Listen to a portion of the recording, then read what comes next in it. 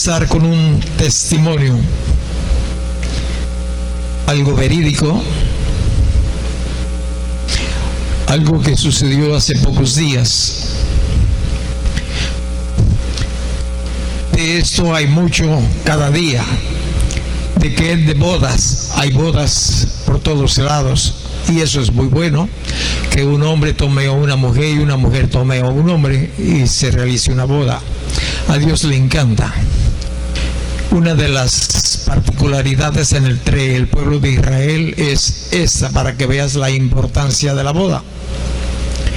Pensemos en que alguien ha fallecido, llevan su ataúd rumbo al panteón, y si por alguna casualidad se encuentran en un proceso, una procesión de una pareja que está recién casada y van a ese lugar destinado para tomar un tiempo junto con todos los invitados, es una procesión a pie. Y si se llega a topar o cruzar con alguien que va al panteón, se tiene que detener los que van rumbo al panteón y dar preferencia a los que están yendo a esa fiesta de bodas. Así es de importante en el pueblo de Israel un matrimonio, una boda. Y entre muchas bodas, pues hay algo que a mí me llamó la atención, de unos novios que habían tenido precisamente un noviazgo, pues como todos los noviazgos, un buen noviazgo, con sus altas y sus bajas, tratando de ajustarse para que cuando estuvieran reunidos hubiera las menos diferencias posibles. Llegó el día de la boda. El ministro los declaró marido y mujer. Los unió en el santo sacramento del matrimonio. Y de ahí tenían que partir, trasladarse al lugar donde iba a ser el festejo, donde todos los invitados se iban a reunir para que allí se gozaran en esta preciosa fiesta de antemano preparada. Y sucedió que, pues como siempre, la gran mayoría se fue rápidamente. Los novios habían sido entretenidos por ahí con algunas opiniones o felicitaciones, pero llegó el momento en que tuvieron que abordar su carro e irse a ese lugar. Pero desgraciadamente en el camino de donde se celebró las bodas al lugar de festejo, se accidentaron, chocaron, y la pareja recién casada falleció. Esto es algo que ocurrió en días pasados. Pero cuando yo estaba viendo eso y estaba checando en la escritura una pregunta que le hicieron al Señor Jesucristo, que es muy importante y que es una pregunta que yo quiero también hacértela directamente, y quizás me des la respuesta o te la des a ti mismo. La encontramos en el Evangelio de Lucas, el capítulo es el 13. Y esta es una pregunta que el Señor Jesucristo le están trayendo cuando Él está saliendo rumbo a cierto lugar precioso donde iba Él a dar un mensaje. Como siempre, Él estaba aprovechando toda la ocasión para eso, y las personas también estaban aprovechando para hacerle preguntas.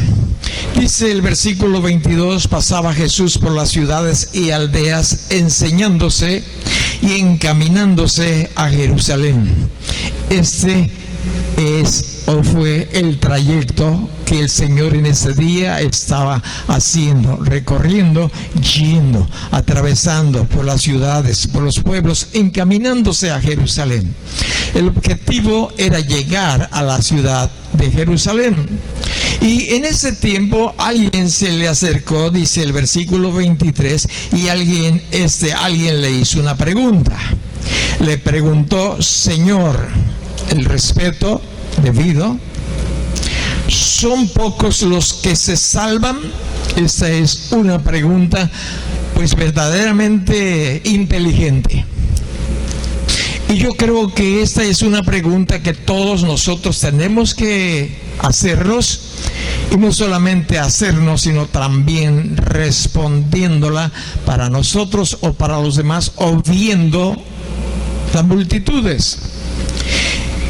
Y es de ahí, a partir de esa pregunta de que si son pocos los que se salvan, yo puedo pensar que la persona que le estaba haciendo esta pregunta era precisamente porque algo le inquietaba en su corazón y podía ver la actitud o el estilo de vida de la mayoría, y se hacía esta pregunta. Y yo también me hago esta pregunta cuando sé de que alguien falleció, de que alguien murió. La pregunta que yo me hago es esta: ¿dónde estará ahorita? ¿Dónde estará ahorita? Siempre me hago esta pregunta. A veces en la televisión pues se dan las condolencias entre ellos y le dicen a la familia, pues descanse en paz y descanse en paz.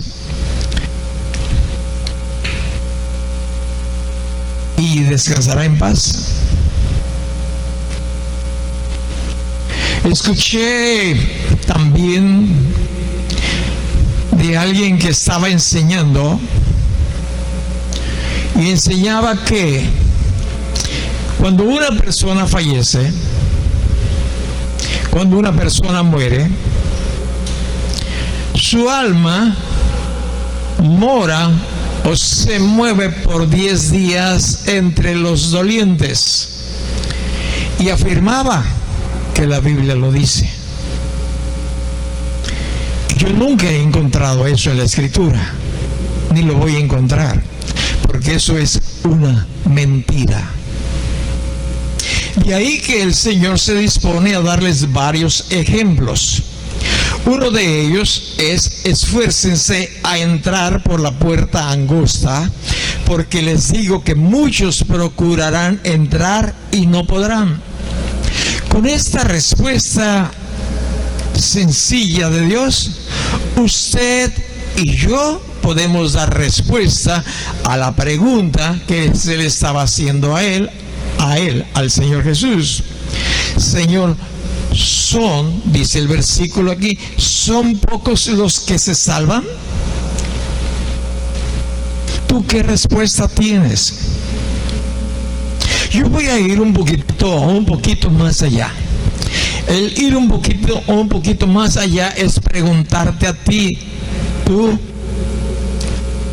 a dónde vas a ir después de morir? Yo se lo hago a muchas personas cuando les estoy testificando, cuando estoy platicando para ellos, para saber cuál es su posición espiritual delante de Dios. Les pregunté: si te mueres en este momento, le sucedió a este matrimonio, si te mueres en este momento, ¿a dónde irías? Quizás pues 10 días voy a navegar aquí entre mi gente. Eso es una mentira. Pero la pregunta es para ti: si te mueres ahorita, ¿a dónde irías? ¿Al cielo o al infierno? Es para ti. Entonces usted y yo podemos incluirnos dentro de este grupo, ¿o no? ¿Son pocos los que se salvan? ¿Tu nombre está escrito en el libro de la vida?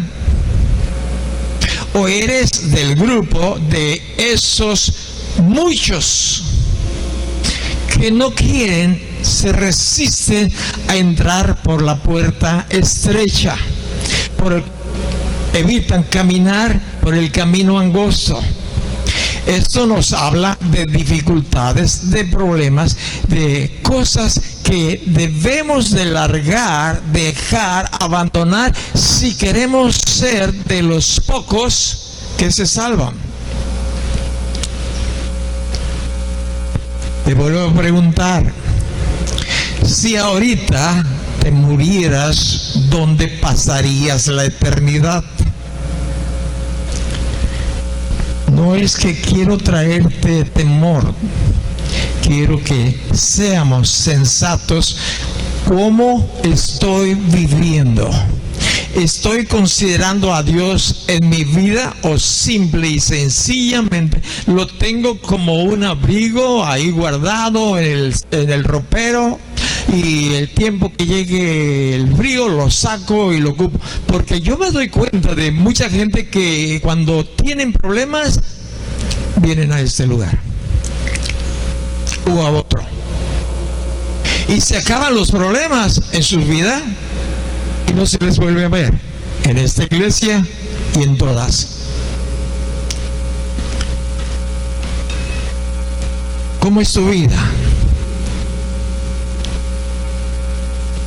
¿Realmente el Señor Jesucristo es el centro de tu ser? Y esto requiere esfuerzo, lógicamente la Escritura nos está diciendo. Y si me acompañas al libro de los Gálatas, en el capítulo 5, nos explica de una manera tan clara que podemos nosotros verdaderamente entenderlo sin mucha explicación. En el libro de Gálatas, el capítulo es el 5, el versículo es el 16, y trae como subtítulo las obras de la carne y el fruto del Espíritu, es decir, las dos cosas que operan en la vida de cada persona, de cada hombre, de cada mujer, en cualquier tiempo, en cualquier lugar del mundo. Esto ocurre en cada uno de los que vivimos sobre de esta tierra. Nos dice: les digo pues, andad en el Espíritu y no satisfagáis los deseos de la carne. Una cosa que hay que hacer, otra cosa que hay que dejar de hacer. No satisfacer los deseos de la carne. Está hablando de todas esas motivaciones que están en nuestro entendimiento, que nos llevan a realizarlas y que no van de acuerdo a la palabra de Dios. Y ahí que podemos encontrar un consejo en la Escritura, en el libro de Romanos, ¿verdad? Que debemos de transformar nuestra mente renovar nuestra mente por medio del entendimiento de la palabra de Dios. Debemos de renovar nuestro entendimiento, renovando esos pensamientos que no van conforme al Espíritu, sino a la carne. Porque el deseo de la carne es contra el Espíritu, y el Espíritu es contra la carne, y estos se oponen entre sí para que no hagáis lo que quisieres. Es una guerra, es una lucha constante en la vida de cada persona que hemos llegado a conocer a Jesucristo como nuestro Señor y Salvador. Los que no conocen a Jesús no tienen este conflicto. Son dominados totalmente por la carne. Tú puedes encontrarlo en el libro de Romanos capítulo 1, que por no considerar a Dios, Dios los entregó una mente reprobada. Esto es una lucha dentro de nosotros, entre lo que el Espíritu Santo quiere obrar en nosotros y a través de nosotros. Es una lucha, pero la carne, los deseos de la carne van a tratar de que esto no suceda. Quieren sacar ventaja. Bien, dice: estos se oponen entre sí para que no hagan lo que quieren ustedes. Pero, versículo 18, pero si sois guiados por el Espíritu Santo, en mayúscula, pero si sois guiados por el Espíritu, no estáis bajo la ley. Y manifiestas son las obras de la carne. Aquí tenemos una lista.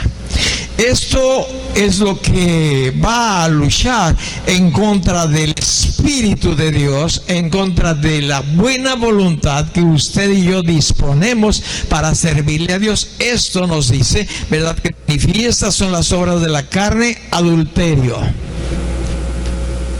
Estaba testificando ayer en ese centro de rehabilitación, yo les dije, yo llevaba mis notas, pero siempre procuro ser sensible a lo que me dice el Espíritu Santo. Y les dije, les quiero decir esto a todos ustedes. No sé si hasta allá atrás me escucharon, pero procuré gritar, hablar fuerte. Les dije, cuando yo conocí a Jesucristo, yo hice un pacto con Él. El pacto que yo hice con Él: Señor, si tú cambias mi vida, yo les voy a decir a otras personas que cambias vidas. Y a partir de ese tiempo, de ese día, de ese momento, el Espíritu, Dios sensible a mi clamor, vino a mí y me empezó a ayudar a dejar las cosas que a Él no le ayudan, no le glorifican y a mí me perjudican. Les dije en otras palabras, yo dejé el adulterio. De ahí a hoy, fuera adulterio. No más. Le entregué mi vida a 33 años, a que le cuenta, tengo 76. Y unos dijeron 41, 42, otro dijo por ahí 43. Desde ese día, yo dije, Señor, lo que tú me digas. Se quedó el adulterio, la fornicación. Yo le dije, Señor, no más de esto, no más de esto. Adulterio, fornicación, inmundicia, lascivia, idolatría, hechicerías, enemistades, pleitos, celos, iras, contiendas, disensiones, herejías, envidias, homicidios, borracheras, orgías y cosas semejantes a estas. Esas son las obras de la carne, con las cuales usted y yo tenemos que luchar. Llámese como se llame. Cualquiera de estas u otras semejantes, dice aquí la Escritura, hay que trabajar en dejarlas fuera de nuestras vidas. En algunos funciona o sucede así, no sé yo, como chasquido. ¿Por qué? No sé. En otros, lentamente. En otros, muy largamente. Pero escucha lo que dice al terminar el versículo 21. Como ya les he dicho antes, que los que practican tales cosas no heredarán el reino de Dios. Antes de que una buena parte de ustedes llegara a este lugar, yo estuve platicando con ellos, con los que ya habían llegado a tiempo. Y entre algunas otras cosas yo les dije, yo sé quiénes llegan tarde siempre. Yo sé quiénes leen la Biblia. Yo sé quiénes. Una de las razones es porque lo practican llegar tarde, es práctica. Ya están acostumbrados.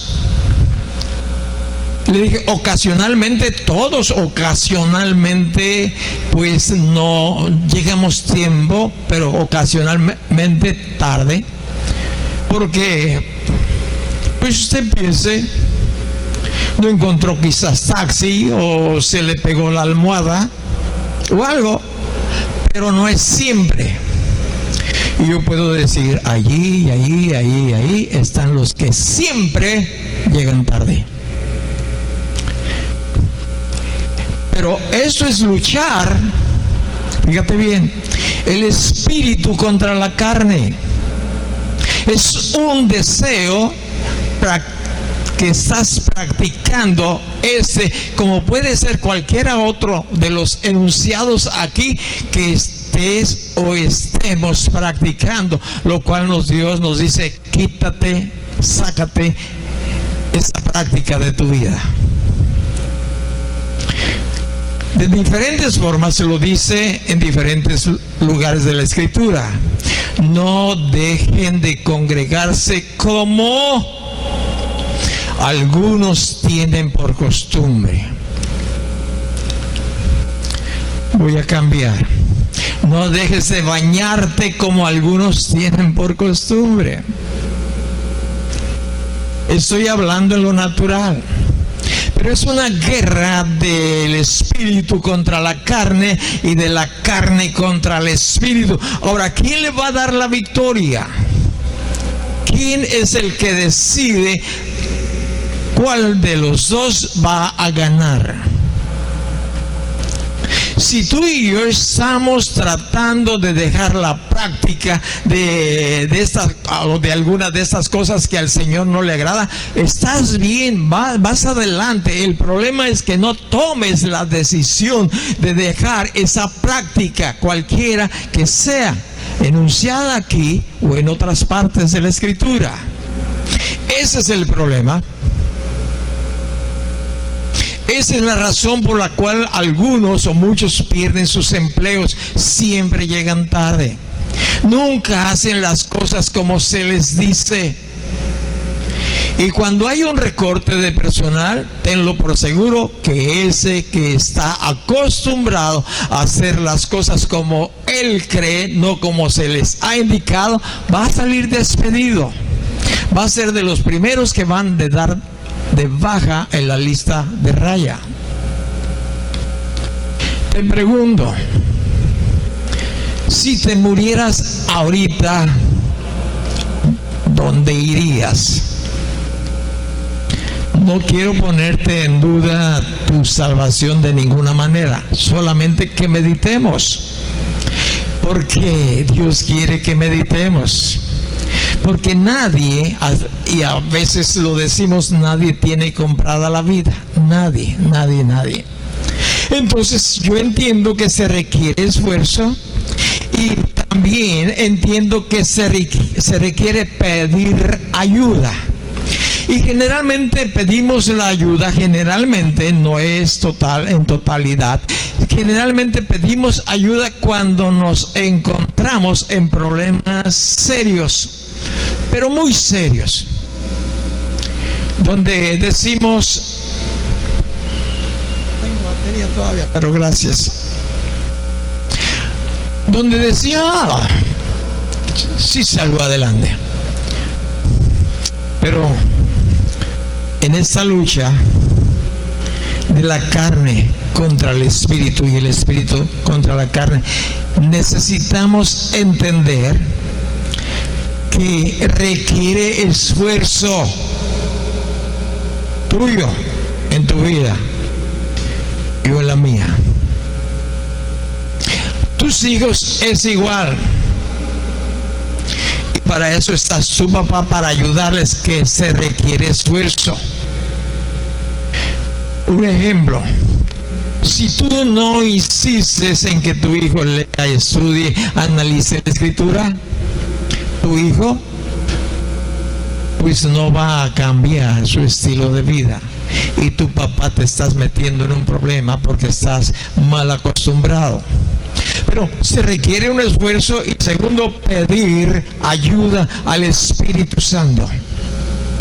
Y cuando pedimos ayuda al Espíritu Santo es porque nos estamos ahogando. Es cuando ya no es el chapulín colorado el que te va a poder ayudar. Es el Espíritu Santo. Jonás, ¿conoces a Jonás?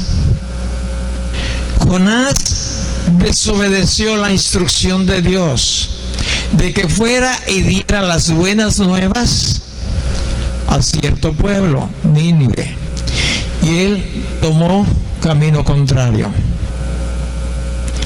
Quizás siempre tenía esa costumbre, quizás, pero llegó el día en que Dios le puso un límite Y ese límite fue que llegó a parar al estómago de un gran pez. Y dice en el libro de Jonás, en el capítulo 2, el versículo 1-2, que desde las profundidades del mar,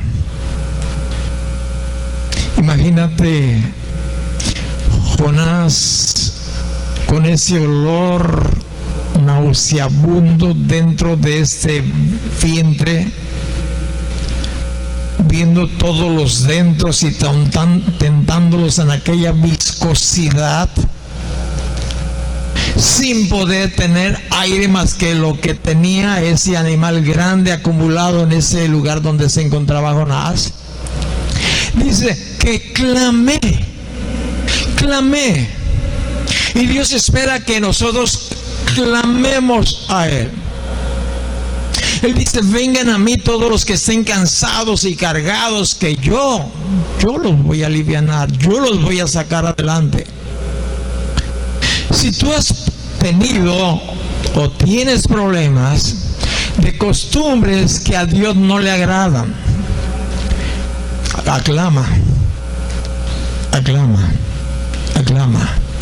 Yo soy testigo de que ayuda y viene en gracia y en misericordia, pero cuando me hago testarudo, sí saca su azote y me azota, porque soy su hijo. Y me duele,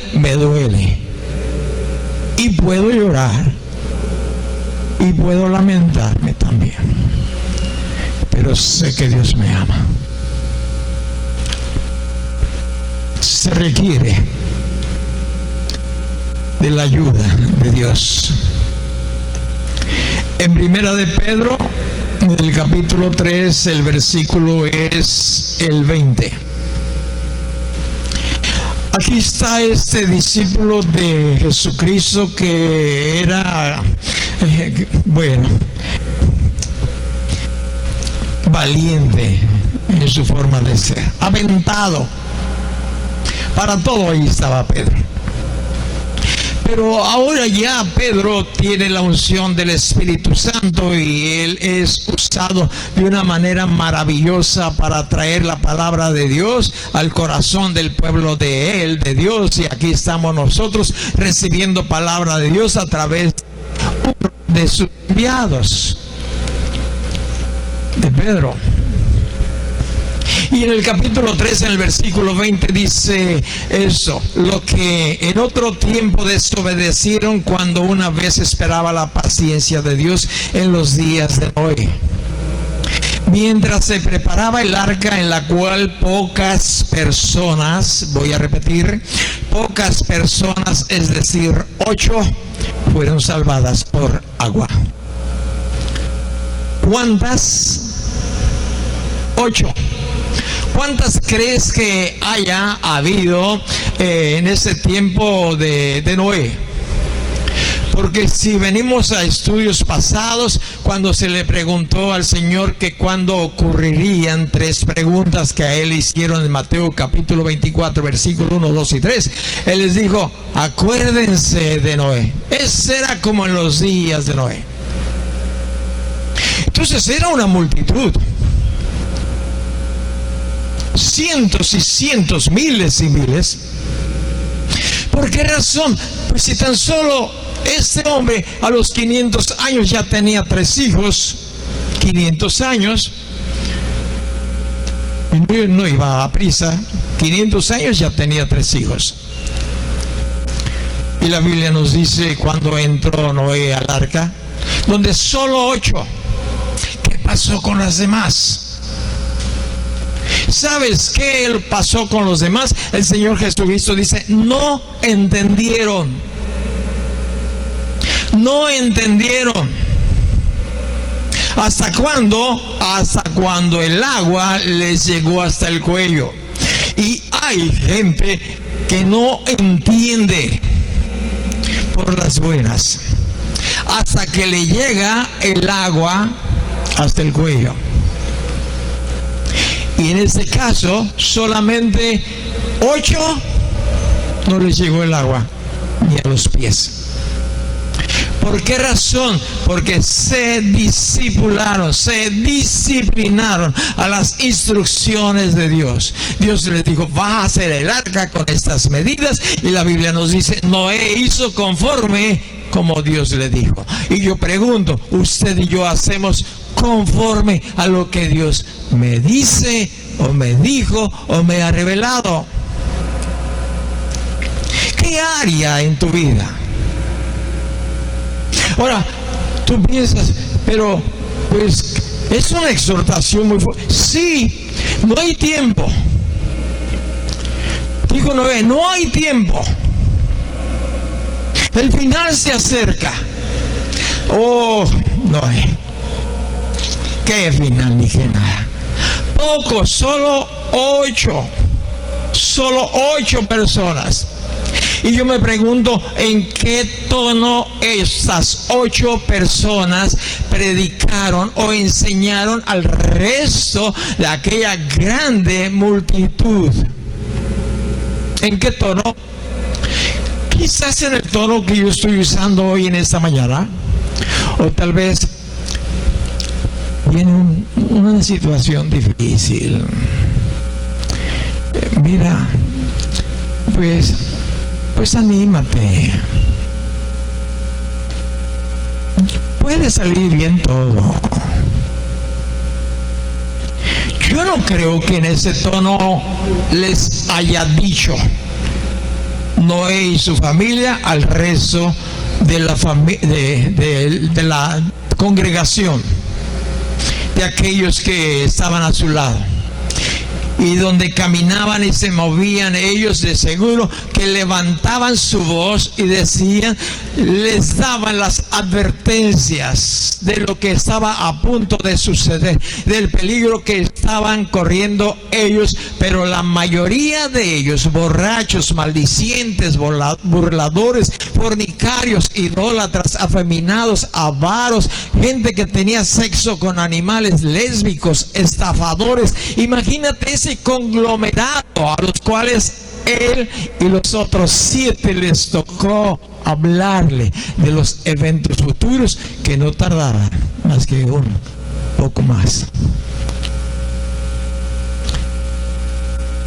No creo que haya usado. Ahora, tú dices, es que mi familia, si los conocieras, pastor, es que en mi trabajo yo no les hablo, porque si conocieras, pastor, unos son borrachos, otros son afeminados. ¿Cómo voy a salir yo como y batea de babas para ellos? ¿Cómo? ¿Cómo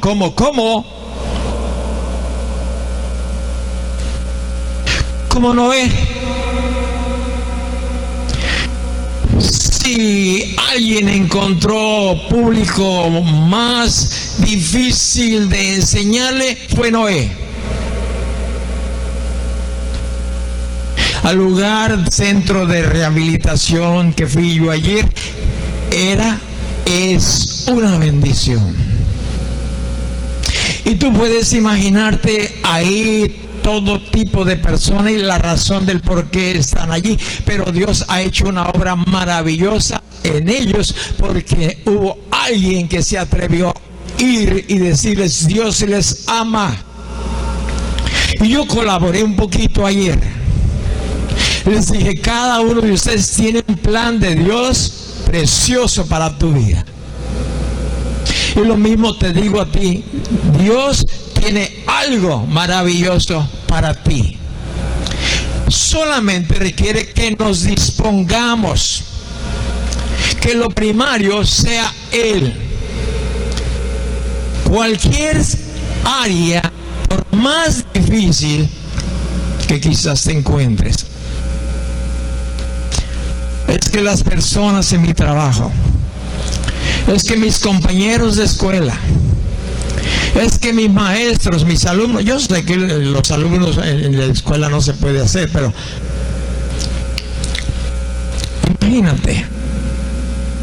Pero si no das buen ejemplo, ¿cómo vas a tener el valor de decirles algo que tú no estás viviendo? Pero si te enamoras de Jesús, Él está enamorado de ti. Está requete enamorado. Pero siente todavía la apatía de muchos hacia ese amor. Pero tiene un límite. Tiene un límite. ¿En qué tono debes de predicar o decir o hablarle? Las personas están a punto, la mayoría, de pasar por una gran tribulación como ni siquiera tú y yo no la imaginamos, pero que está claramente descrita en la Biblia. Pero si no leemos la Biblia, si no tenemos la información de Dios, y si no tenemos la información de Dios, es que no estamos enamorados de Dios. A mí me pesa en estos últimos años de haber tirado las cartas que mi esposa me mandaba cuando vivía yo en el Distrito Federal y ella vivía en la Huasteca. Había buen correo, tardaban 15 días en llegar las misivas, las cartas. Y esas cartas abrían su corazón, expresaba su amor. Lo mismo hacía yo. Pero digo, me pesa haberlas dejado. Pues uno va acumulando tantas cosas que uno dice, pero hoy digo, ¿por qué no las guardé? ¿Por qué no las dejé? Estaban ahí el montoncito. Y yo también tenía el montoncito. Pero hay días en que hay que despapelar y uno, bueno, a veces tira al niño con el agua sucia. En segunda de Pedro, aquí, en el capítulo es el 2.